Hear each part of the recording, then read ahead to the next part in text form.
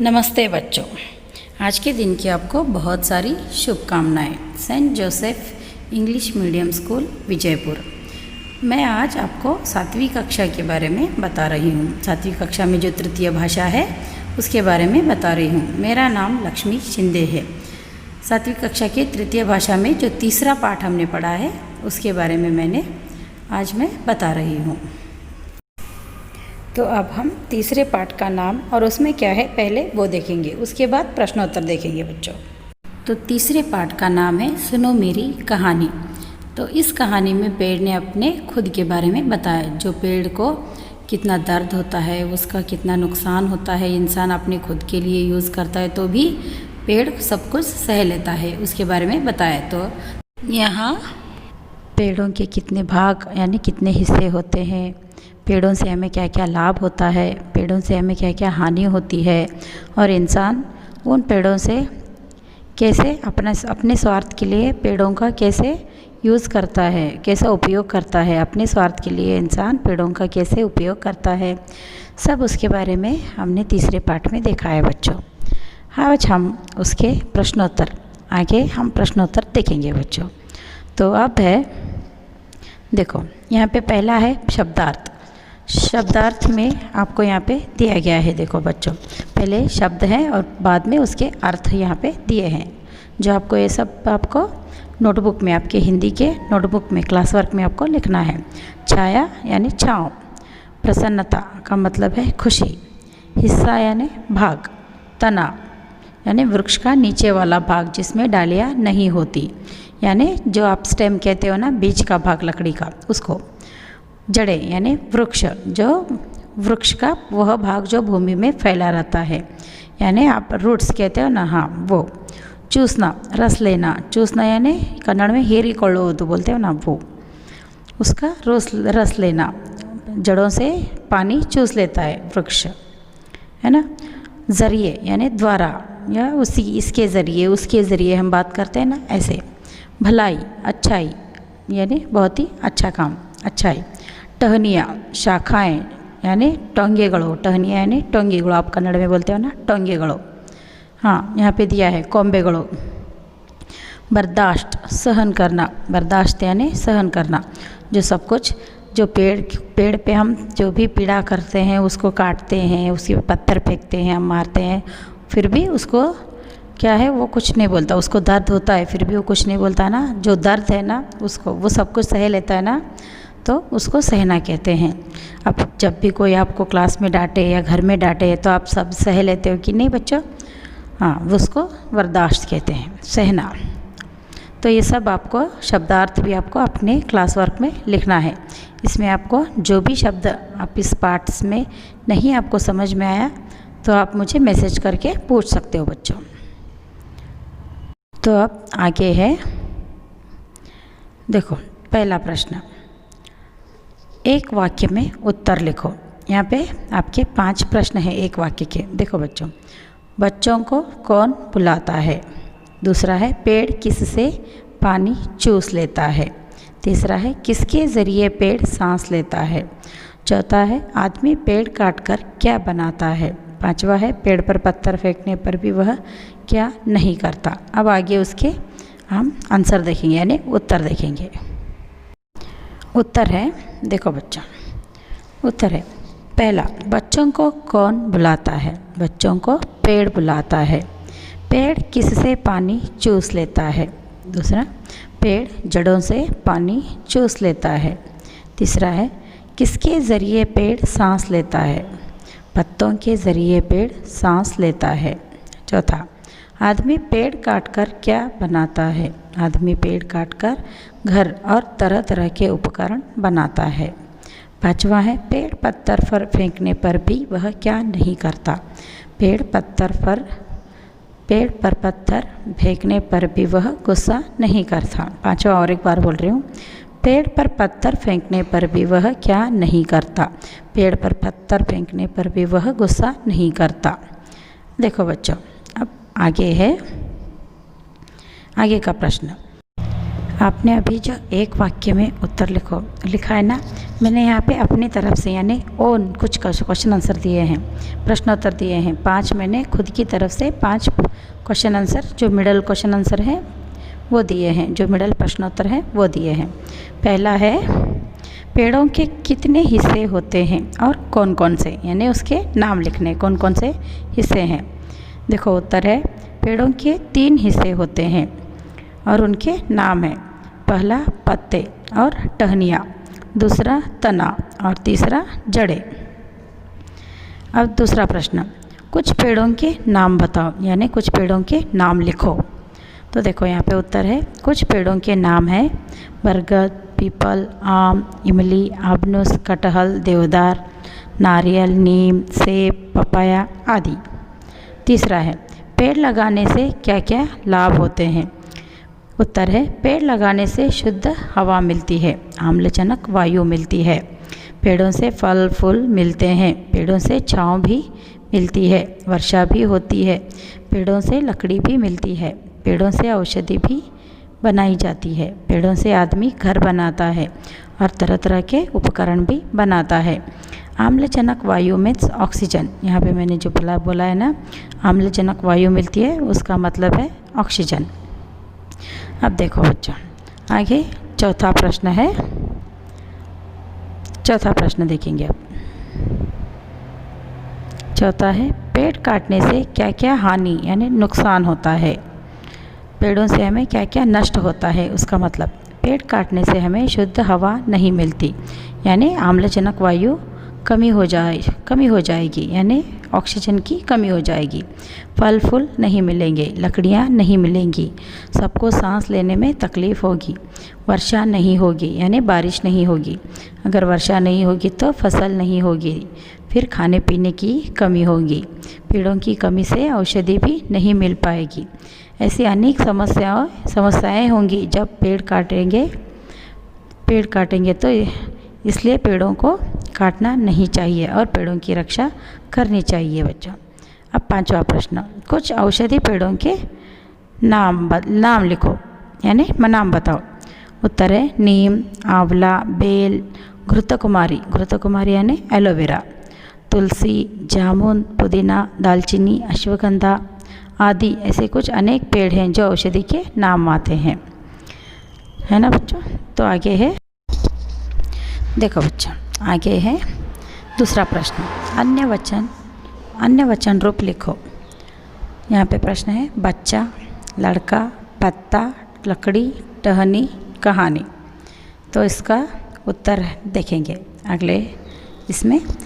तीसरा प्रश्न है विलोम शब्द लिखो। उदाहरण यानी एग्जाम्पल, आना जाना। वैसे ही आपको लिखना है, आगे के जो प्रश्न है उसके भी उत्तर लिखने हैं। प्रसन्न, भलाई, काटना। तो दूसरा और तीसरा मिला के हम इसका उत्तर देखेंगे बच्चों। आगे उत्तर है तो देखो बच्चों यहाँ पे है दूसरा, अन्य वचन रूप लिखो। हमने बताया था ना, बच्चा बच्चे, लड़का लड़के, पत्ता पत्ते, लकड़ी लकड़ियाँ, टहनी टहनियाँ, कहानी कहानियाँ। अब तीसरा है विलोम शब्द लिखो। विलोम यानी विरुद्धार्थी शब्द लिखो, यानी अपोजिट वर्ड आप जो कहते हो। तो उदाहरण यानी एग्जाम्पल मैंने बताया, आना जाना यहाँ पे दिया है। तो पहला है प्रसन्न और प्रसन्न, भलाई बुराई, काटना जोड़ना, ये इसके अपोजिट वर्ड है बच्चों। तो अब आप आगे का प्रश्न देखेंगे। आगे है चौथा प्रश्न, पढ़ो समझो और लिखो। उदाहरण यानी एग्जाम्पल, देखना। ऐसे ही बाकी के सारे भी शब्दों का उत्तर लिखना है। काट, फेंक, तोड़, रख, पढ़, बोल, सुन। ऐसे ही आपको आंसर भी वैसे ही लिखना है। देखो बच्चों आगे है, देखो आगे का उत्तर है चौथे प्रश्न का उत्तर, पढ़ो समझो और लिखो। उदाहरण देखना, काट काटना, फेंक फेंकना, तोड़ तोड़ना, रख रखना, पढ़ पढ़ना, बोल बोलना, सुन सुनना। यहाँ पे उदाहरण की तरह सबको ना शब्द ना अक्षर लगाना होता है, ना अक्षर लगाना है। जैसे काट काटना, फेंक फेंकना, जहाँ दिया है ना तोड़ तोड़ना, ऐसे ही आपको सबको ना अक्षर लगाना है। अब आगे का प्रश्न बच्चों, आगे का प्रश्न है बच्चा 5वां प्रश्न, जोड़कर वाक्य बनाओ। यहाँ पे बॉक्स में जो भी आपको शब्द दिए हैं, जो भी वाक्य दिए हैं, चित्र देखता, फल तोड़ते, पेड़ काटता, और बाजू में मैं, वह, वे, और इस बाजू में है, हूँ, है, ऐसे दिया है। तो इस तीनों को जोड़कर हमको एक वाक्य बनाना है। तीनों को जोड़ के वाक्य बनाना है। इन तीनों को जो हम जोड़कर वाक्य बनाते हैं ना बच्चों, तो उसको क्या कहते हैं? मैं, वह, वे, हैं, हूँ, हैं। तो ये सब क्या है? एक वचन और बहुवचन है बच्चों। एक वचन और बहुवचन जो हम उसके वाक्य बनाने हैं। एक वचन में मैं, वह, यह, ये तीन आते हैं, और बहुवचन में ये, वे, ये दोनों आते हैं बच्चों। हम आगे इसके उत्तर बनाया है, उसके उत्तर देखेंगे बच्चों। देखो उत्तर है मैं चित्र देखता हूँ, वह पेड़ काटता है, वे फल तोड़ते हैं, वे खाना बनाते हैं, वह लकड़ी जलाता है, वे कूड़ा फेंकते हैं, वह सच कहता है, वे गुस्सा करते हैं, मैं सच कहता हूँ, मैं लकड़ी जलाता हूँ। यहाँ पे देखो बच्चों, मैं, वह, यह, ये तीन शब्द आएंगे तो एक वचन आता है, और ये और वे आएंगे तो बहुवचन आता है बच्चों। अगर मैं आता है तो उसके सामने हूँ आता ही है बच्चों। मैं खाता हूँ, मैं खिलाता हूँ, मैं पढ़ता हूँ, मैं सोता हूँ। खुद के बारे में मैं आपको लगाना है तो हूँ आता ही है। यह और वह आएगा तो है आएगा बच्चों। यह खाता है, वह सोता है, यह उठता है, यह वह रोता है, ऐसे है आएगा बच्चों। मैं, यह, वह आएगा तो एक वचन। और ये, वे, ये खेल रहे हैं, वे जा रहे हैं, ऐसे वे और ये आएंगे तो क्या है बच्चों? बहुवचन है। उस पर है के ऊपर एक पॉइंट आएगा, खेल रहे हैं, ऐसे बात करते हैं। तो मैं आता है तो हूँ, यह, वह आएगा तो है, और ये, वे आएंगे तो हैं। यहाँ पे देखो बच्चों, मैं दिखा रही हूँ, मैं चित्र देखता हूँ, मैं आएगा तो हूँ आएगा, है ना बच्चों। और वह और यह आएगा तो है, वे और ये आएगा तो हैं। ऐसे शब्द और एक वचन और बहुवचन के शब्द आएंगे बच्चों। वाक्य बनाने होते हैं, आपको बनाना है बच्चों। आपको सोच कर समझ कर ये व्याकरण यानी वाक्य बनाना है, व्याकरण के वाक्य बनाने हैं। मैं खेलता हूँ, मैं खाता हूँ, मैं पीता हूँ, ऐसे मैं और यह, वह, यह खेल रहे हैं, वह जा रहे हैं, वह पढ़ रहे हैं, यह आ रहा है, ऐसे है, वह और यह आएगा तो एक वचन है बच्चों। मैं, यह, वह, ये तीनों एक वचन है। ए और वे क्या है? बहुवचन है। वे आ रहे हैं, वे गाना गा रहे हैं, ये जा रहे हैं, ये यहाँ से आ रहे हैं। ये सब क्या है? एक वचन और बहुवचन है बच्चों। तो आप आगे का प्रश्न देखेंगे बच्चों। हम आगे है, देखो आगे है छठा और सातवां प्रश्न। छठा, उदाहरण के अनुसार पेड़ों के नाम ढूंढकर लिखो। यहाँ पे कुछ पेड़ों के नाम हैं जो हम ढूंढकर लिखने हैं बच्चों। तो सातवां प्रश्न है, नमूने के अनुसार जोड़कर शब्द बनाओ। यहाँ पे मुख यानी प्रमुख, प्र लगाना है सबको। मुख दिया है, प्रमुख। कार, प्रकार, काश, प्रकाश, चंड, प्रचंड, कांड, प्रकांड, ऐसे उत्तर लिखने हैं। अब हम छठा और सातवां मिलके दोनों का उत्तर देखेंगे बच्चों। देखो उत्तर है आगे। तो पहले छठा प्रश्न का उत्तर है, पेड़ों के नाम ढूंढ कर लिखो। जहाँ पे मैंने पेड़ों के नाम लिखे हैं, पहले उदाहरण उन्होंने ही दिया है नीम, तो बाकी के पेड़ों के नाम मैंने यहाँ पे लिखा है कटहल, देवदार, बरगद, पीपल, आबनूस, नारियल। ये कुछ पेड़ों के नाम मैंने लिखे हैं। तब सातवें प्रश्न का उत्तर है, नमूने के अनुसार जोड़कर शब्द बनाओ। यहाँ पे मुख प्रमुख दिया है ना, प्र लगाना है। वैसे ही बाकी शब्दों को भी हमको प्र लगाकर शब्द बनाना है। कार, प्रकार, काश, प्रकाश, चंड, प्रचंड, कांड, प्रकांड, ये सब हमको प्र लगा के शब्द पूरे करने हैं। ये उसका उत्तर है बच्चों। तो आगे है आगे का प्रश्न, 8वां, 9वां और 10वां। पहले प्रश्न देखेंगे बच्चों हम। यहाँ पे देखो, जन्मदिन के शुभ अवसर पर पेड़ लगाना हो तो तुम कौन से पेड़ लगाओगे? मैं अपने बगीचे में डैश का पेड़ लगाऊंगी या लगाऊंगा। तो नीचे 9वां प्रश्न है, नीचे लिखे शब्दों में सही अक्षर भरो। यहाँ पे ब डैश द, ई म डैश डैश द्वार, ऐसे कुछ शब्द दिए हैं, इनको पूरे भरना है और हमको उत्तर देना है।